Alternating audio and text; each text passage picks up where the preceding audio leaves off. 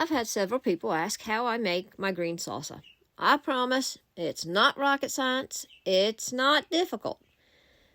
For fresh salsa, I do it how I show in this video. If you want to turn it into guacamole, just add an avocado in it. I didn't show adding salt in this video, but that's a personal preference. If you need to cut back on salt, if you like a lot of salt, whatever floats your boat.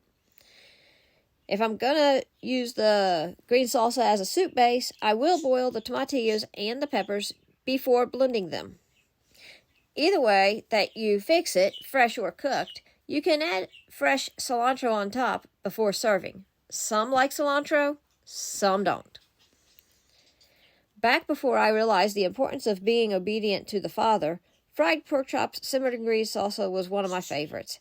Now that I'm putting forth more effort into being a more obedient child of the Most High, boiled chicken with tater, zucchini, and such, it's a pretty good meal.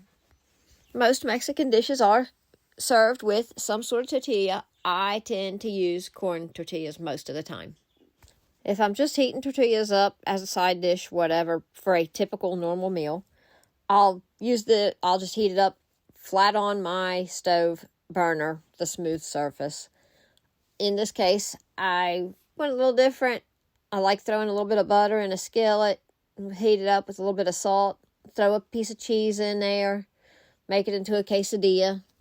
I originally forgot to add the salsa in this one, but then I opened it back up. It wasn't too melty or anything.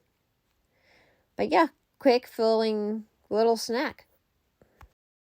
Cooking or trying new dishes, recipes, it can be as simple or as complex as you want to make it.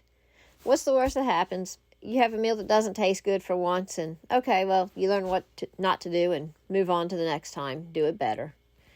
That's kind of like the whole idea in life. You live, you learn, you try to do better. Sometimes, some of us can be stubborn, not learn as quick as we should, but, keep trying, y'all. There's always hope. There's always hope.